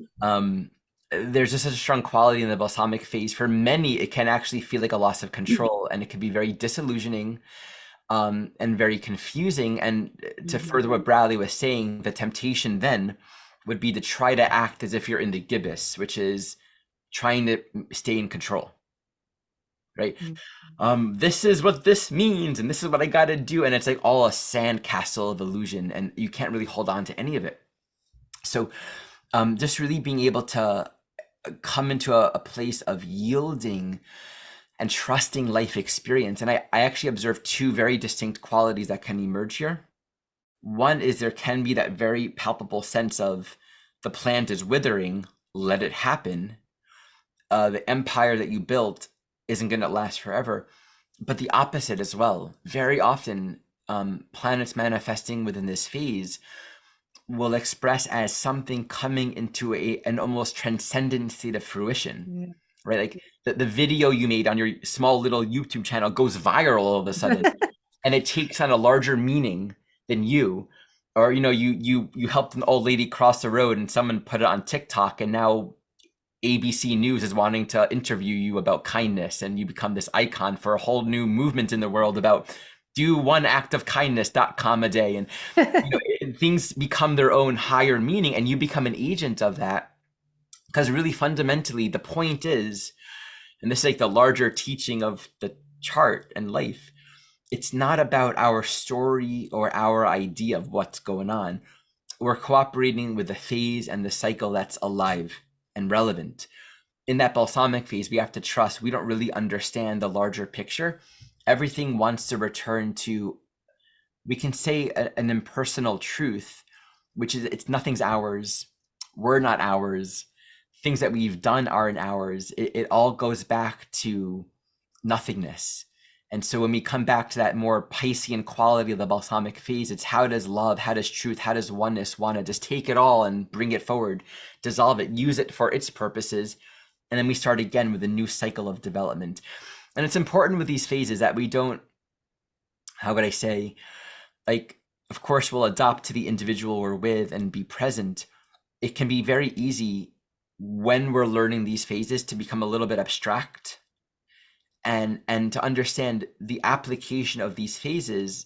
It's not always going to look or feel or seem like I'm in the last quarter and I'm needing to rebel and liberate, or I'm in balsamic and I'm just like needing to meditate and surrender a lot. Like the actual reality of it, you know, if you have let's say pick one that we haven't talked about, Saturn moon, you know, so much self-reflection already comes with a Saturn moon phase. You know, any Saturn moon relationship, it's who am I, what do I need, how do I integrate in this world as the person that I am, what's mine, what's conditioning. You put that in any particular phase, it's how we relate to that, how we're integrating that speaks so much to that soul. So I think a lot of the gem in our learning and what we're going to practice over the series is really just seeing the 1,000 ways in which all these planetary pairs actually express and how we actually work with them in our own individual life experience, in all these different natal chart examples and experiences, because there's something about moving from the abstract understanding of the face to really just seeing how it lives in our own life. Okay.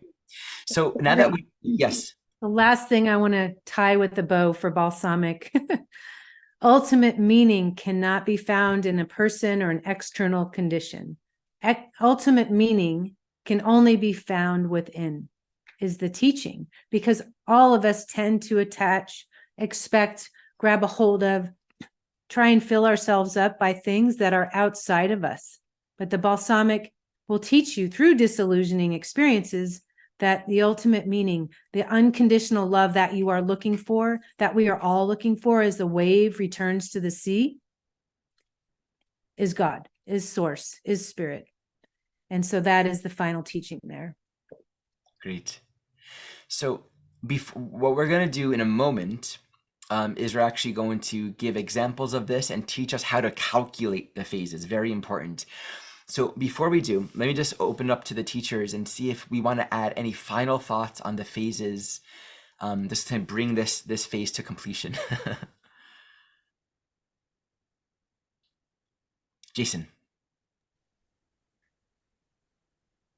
You got to get, there you go. There it is. Okay. Well, I was loving what you were sharing about balsamic. I loved your examples of, you know, you help someone across the street. And I thought of myself, I thought of readings where you sit with people who are strongly balsamic, meaning lots of planets in balsamic relation, or somehow that's what's up in the session.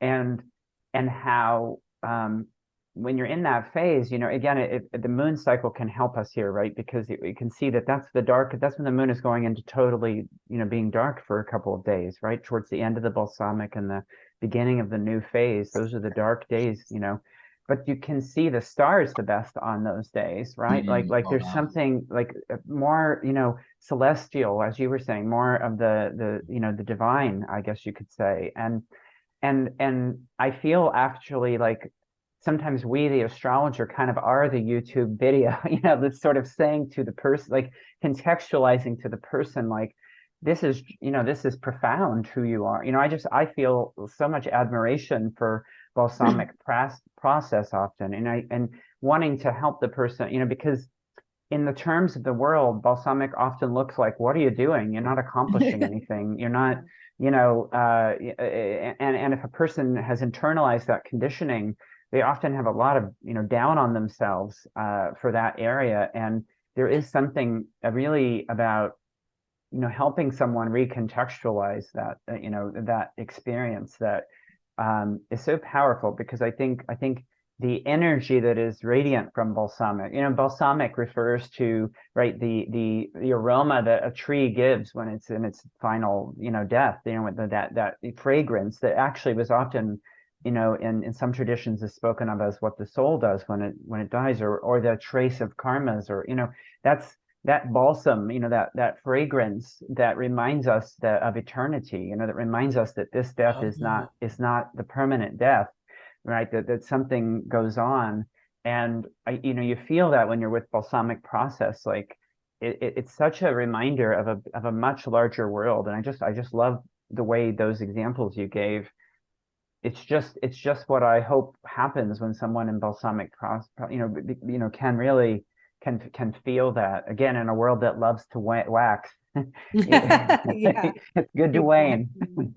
Yeah, it's like the world wants to skip the balsamic, crescent, Yes. gibbous, and disseminating. Right. Keep that in All the mind. yen phases, The totally. Western world in particular, yeah. Yeah. Okay. And Bradley, would you like to close this part by actually just filling in the missing pieces and speaking about the polarity that you mentioned before, how there's a temptation to go into the opposite phase, and speak to the ones that you haven't addressed? Sure, can do that. Yeah. And yeah, because we didn't really get into it from the start, so from the new phase, it's interesting because you are in this trial and error period, and then, again, this whole thing of you can't help but tie in a little bit of the sign correlations, like full phase being Libra Scorpio, what you're seeing reflected back to you within the social sphere. It's like, look at, people are already bringing these things forward, and here I am just starting. So there's a temptation to want to have something that you can share, so, but it's like you're in the trial and error process. So that's an interesting dynamic with that. And also within the crescent phase, relative to that, the dissemination phase is kind of like this thing of like, eventually you're going to get there, and you see other people in the work doing their work in the world, and you're just getting established, like I'm still really putting my roots down, like I'm not there. And so I think it's really because I live in the Western culture, and just how much I've encountered that, like that to me, like that's such a dynamic with this, is like, oh yeah, that disseminating phase looks like success in the world, and here I'm not there. So that adds to that, so-called temptation to want to do that phase. Um, and I guess there's something similar in the sense with the first quarter phase, as you're just kind of, it's like, I loved the analogy with the car getting out of the ruts, and like, and then you're off, you had this crisis of like, what identity am I going to form, what is this going to become, but then relative to the last quarter opposition, it's like that's mastery, and you're not there yet, you know um you have a journey to go. um and so just like finally from gibbous to balsamic, um and Ari, you spoke on the from balsamic to gibbous for a moment there, but from the gibbous phase, see, this gets so complex. I could see how we could spend so much time on just gibbous, but the balsamic can look so simple, like it's just like you could just surrender and let go, but it's like you're in the work, you've got work to do, like you're, like that's a cop out, like you're gonna just like stop trying, like just give up now and let go, like that's just not where you're at in the cycle. And so you can see how there's always the resistance to keeping forward in the cycle is somewhat reflected in the psychology of that opposite. Beautiful. Yeah. It can be towards neglect and just not wanting to have to deal with all the details. And yes, I guess I just throw in finally, like from full phase, the new phase can be really appealing because what was I had it and then I lost it for a second. Have a lot of freedom and you don't have to worry about other people. Yeah. Yes. Thank you. That's it. Yeah. Yeah. Thank you, Bradley. Yeah. So I mean, I'll complete that thought for you, but I want to just do what I want to do, new phase, right? But you can't. You have to actually reintegrate yourself back into the world of others. So let's move on to this final phase. Here's once again the chart with all the aspects and phases. And we want to just give a couple minutes just to look at this again, and then we'll teach you how to calculate, and we'll have like a little bit of time for some Q&A. And thank you all for being a part of this class. I know we've gone deeper than I thought, which is so exciting. So this is one of those things where it can go so deep, and we can actually have a whole other class on just the aspects within the phases. You'll learn this as we learn this series. Like, we're going to be reviewing this and learning it as we go along. Let's just pick a few to highlight just how it works. As I've mentioned, the aspects that occur on these transition points are powerful because they're going to exist in two phases, right? They're transitional aspects. Yeah. What I think is important, because we've been getting some questions, is to let people know how they can calculate their phase. That first? Okay. Yeah. Let's do that. And maybe if we have time, we can come back to this. Yeah, right. I agree. So this is actually the chart of when this class began. I gave it an Aries rising chart. Okay. So it's just simpler for us to look at. Here's the way to do it. Think of it as a 3-step process. Okay. The question is, how do you calculate phases? Put your finger on the slower moving planet. Okay. So let's try this with Pluto. Move forward through the zodiac until you reach the faster moving planet. Okay. Calculate the degree of separation between the two planets and correlate to the phase. So put your finger on Pluto. Move forward through the zodiac until you get to Mars. I'm going to do Pluto and Mars. Okay. You have almost 300 degrees. This would be 298 degrees. I know this because Scorpio and Capricorn are sextile.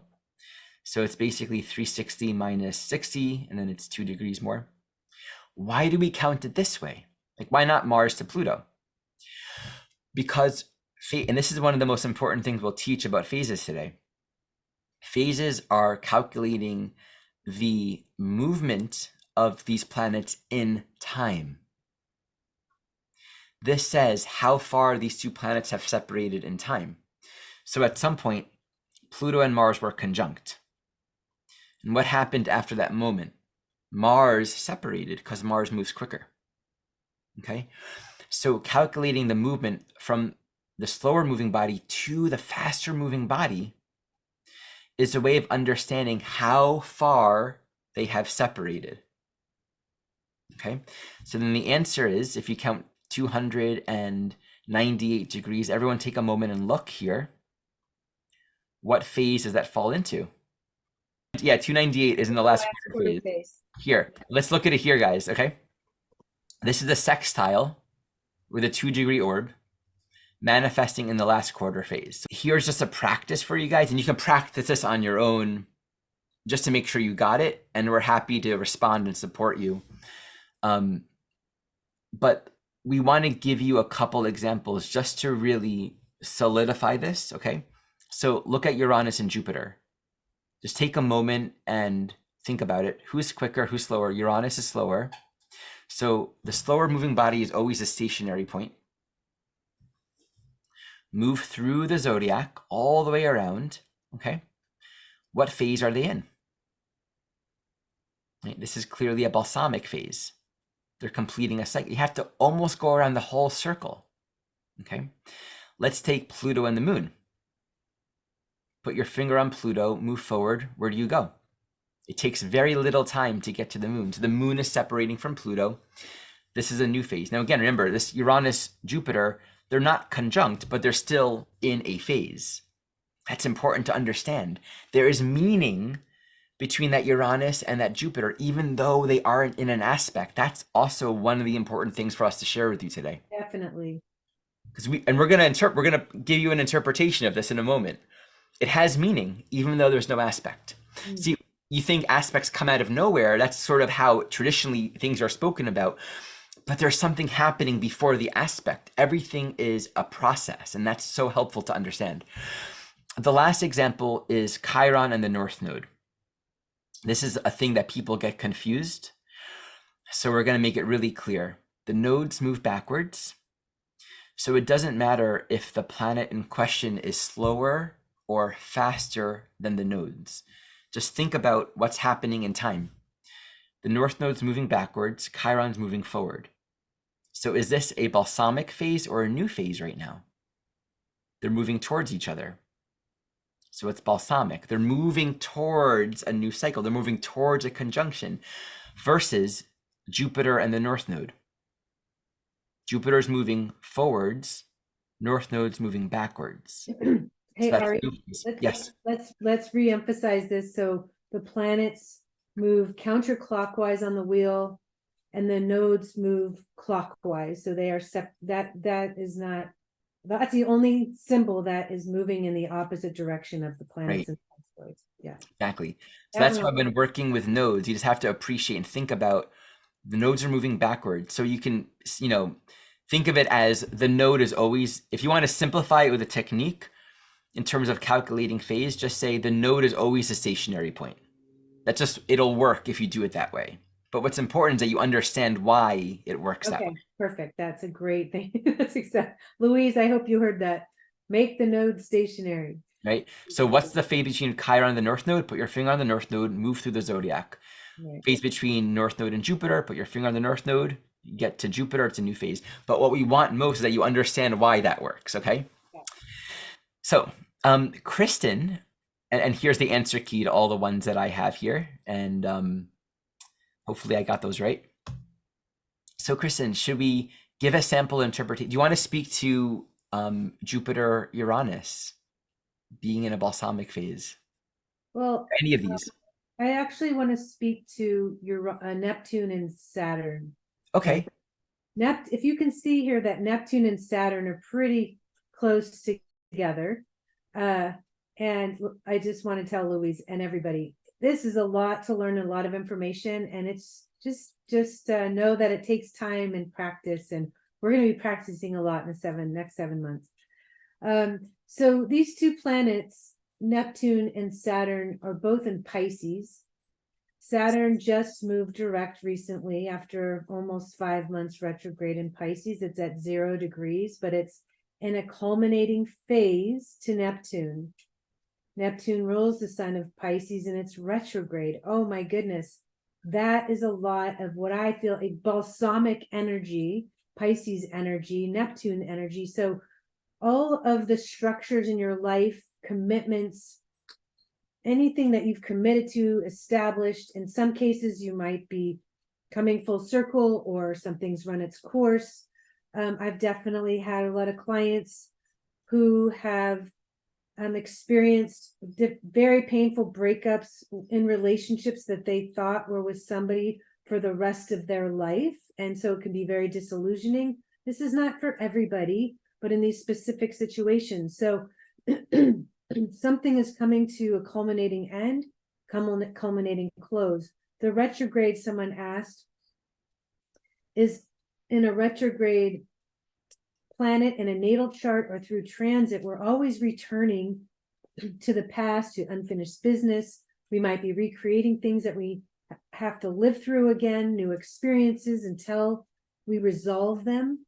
So there's a lot of resolving that's happening, and hopefully healing that's happening, letting go that's happening, and specifically letting go of the things that you cannot control, and in balsamic fashion, give it up to the gods in those things that you cannot control and ask for that higher guidance. Letting go of the need to control, even the need to attach to outcomes. The lower octave of Neptune is Venus, which is linked with our attachments, which are ultimately the things that create the most pain for us. So really trying to heal the past, heal the things that we had an idea of how we wanted things to go, and understand that the Saturn eventually, I don't even know, Ari, maybe you know the answer to this. When is Saturn going to then conjunct Neptune in a new phase? They go in and out on the cusp between Pisces and Aries, and I think they finally, after all the retrograde, enter into a new phase, I think in 2026. Yeah, and it's in Aries when they enter the new phase. Very early Aries, yeah. And they enter Aries, they both go retro back into Pisces, and they go back into Aries. It's cool. Oh, to 2025. I think it's in the spring or something. Rose, you probably know that when it is. So while I'm just showing you this one aspect that we're all experiencing today, this is just a transit today. It could be a child born on this day. So imagine this, a child is born on this day. This is their chart. They have Neptune, Saturn, Balsamic, and Pisces. What are they here to learn? So we have, I'll let go of my strong desire to do more examples too, because it's such a great, you just go all day. Go on. But let me say this, for that and just really getting more of the nuance of the aspects within the phases, just start looking at transits. One of the questions that was asked is, do you track this in the natal chart? Can you track it with transits? So both. When it comes to transits, your natal chart is the stationary point. So whatever the transiting body is, and to whatever point in your natal chart that you're looking at, that natal chart point is the stationary point. Okay. You always make the natal chart stationary, and the transiting body the movement point. Track your transits, and astrologers will always be speaking to these aspects in the context of their phases. I'm personally really excited soon on my channel to speak about Jupiter Uranus, because they've been together so close for so long, but they're only going to enter into a new phase next year. So there's just a lot that's building up when you understand all of these phases. One question to clarify with retrograde. Retrograde doesn't change the phase, but retrograde happens in the context of the phase. Again, it's about understanding what's actually happening long-term in time. So just because a planet moves retrograde, and maybe it's temporarily slower, but usually it's faster, or it's moving in a different direction, I invite everyone to think about it critically, meaning just logically. Retrograde cycles happen for a time, but it's happening within the context of a larger cycle. That's the point that I want to make about that. Okay. Yeah. So always look at the larger cycle. Yeah. I got a question. Is it Teresa? Is that how you pronounce it? Tresa. And she wanted to know if I could share what the soul born today here is meant to do with this chart. But I could go deep into this, but does this not look like an evolutionary astrologer here? Come on. We got a South Node in Libra, with Venus in Libra in the 7th. Clearly a soul is empathic and been helping others, could be a healer, a psychologist, an evolutionary astrologer, for sure, with that moon in Aquarius. But that 10th house Pluto in Capricorn is a soul that has been an authority in the area that they have pursued, male or female, ambitious in nature and shouldered a lot of responsibility, involved in helping others go deeper in their journey, depending on the stage of evolution. I could also see this being a chart of somebody who's in the military, for example, if it's a consensus chart. But yeah, so, just in terms of a soul being born on this day, there's a lot of planetary pairs involved that we could really spend a lot of time with. But I do know it has to be linked with the stage of evolution. There's natural leadership, there's natural teacher qualities, natural healer qualities, and somebody who can definitely carry a torch for others. That's what I would say. Spontaneously. Don't tempt me. I'm gonna restrain myself from further. So another question we have is from Anusha. If a planet falls at 45 degrees, which phase? So 45 degrees is the beginning of the next phase. So basically in all these examples, if I were to be more accurate, it's 0 to 44 and 59 minutes, okay? At 45 degrees, we're in the new phase. At 90 degrees, we're in the new phase, okay? So all of those transitional aspects, because there's orbs, right? You can be moving into or moving away from. The transitional aspects can be manifesting. For example, you could have an 85-degree square that's in crescent. You could have a 95-degree square in the first quarter, and so forth. Annie asked about how we would understand phases to the nodes. So for example, a planet in a new phase with the south node, that's also a very good topic to delve into on its own. But to answer that in short, just to give, for perspective, you can have, eventually Venus is going to be conjunct the south node, okay? So Venus is going to be conjunct the south node in a balsamic conjunction, and then it's going to be conjunct in a new phase. There's a great thread on the Evolutionary Astrology message board about that very topic, so I'll find it and I can send it to you. But in general, this corresponds to two different phases of relating to and bringing forth past dynamics. When a planet is in a new phase with the south node, it's initiating a new cycle relative to past developments. So now it's the need to make new choices and move forward in a new way relative to where we're coming from. There can still be a lot of unresolved dynamics, but the key is to integrate them and make new choices to further the soul journey in a new way. Versus a planet in a balsamic phase with a south node, it has that balsamic quality of you're needing to actually bring something to completion. And there can be a lot of awareness of the cycle, the sense of bringing something into completion, dissolving, letting go, surrendering, but it's not yet about initiating a new cycle. Okay, let's just see if there are any other final questions. If anyone saw any questions that we missed, please feel free to share that with us. We want to share two more things with you all. Recommended resources, and this is the forum that I mentioned, that we've quoted a lot here. And in Pluto Volume 2 by Jeffrey Wolf Green, there's a lot on aspects and phases. So at this point, I'm going to hand it over to Michelle, who's going to introduce us to this upcoming series. And I just want to say first, if any of this feels confusing, it's because that was a lot of information. Yes. So be easy on yourself, review it, take the Yeah. time, use the forum if you need to. This is a combination of conceptually, this is a new way of thinking. It's looking at aspects from the point of view of phases that are a developmental process. It's amazing. It's a new way of thinking for many of us. And then there's the particulars of learning them and then all the little details. So take your time. Everyone's always a little bit confused to some degree when we first start doing this. All right, take it away, Michelle. Yeah, thank you so much, Ari and Kristin and everyone, Bradley, Rav, Rose, Jason. As you saw in our class today, we are teaching in pairs. So that every class is headed up by a team of teachers who are holding down, but we are teaching as a collective team, as a group. And that's one of the beauties of teaching in this way, is that there's so much richness that comes out of us all being together. Our first class is Pluto Mars that we're kicking off. Every class is going to be the second Saturday of the month at 11 a.m. Pacific Standard Time. That starts with Kristin and Rose. Mom. And then Ari, if you want to talk about class number 2. Yes, so class number 2 will be with myself and Jason.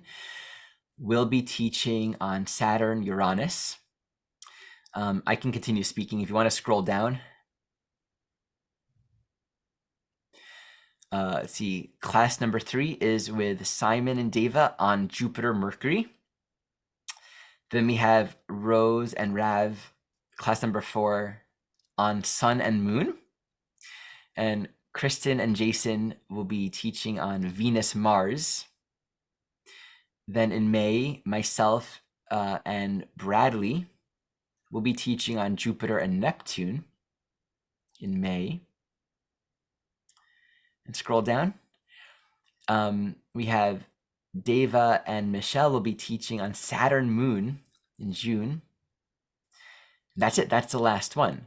So now, these pairs that we picked, I want everyone to understand, in theory, any two planets can be a planetary pair. These pairs are ones that we find to be most prevalent archetypally. Like they sort of encompass more essential archetypal dynamics that we work with. And some of them have been really essential in Jeff Green's teachings, right? So we are very thoughtful around which ones we want to pick. Jupiter, Mercury, right brain, left brain, Saturn, Moon, nurturing, society, roles, responsibility, Saturn, Uranus, conditioning, deconditioning. So each one expresses a unique quality of what's really essential to this human journey. Okay. So were there any final questions that we missed? I want to say a little bit more, Ari, before we close with final questions. Yeah.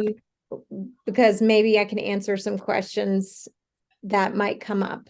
The Planetary Pairs series is taught as a live class, just like this, but everyone will get the replay and the recording. So, if you want to go back and re-listen to this whole video and digest and take notes, that is going to be available for you. And we will have a workbook, which will grow with each pair and series.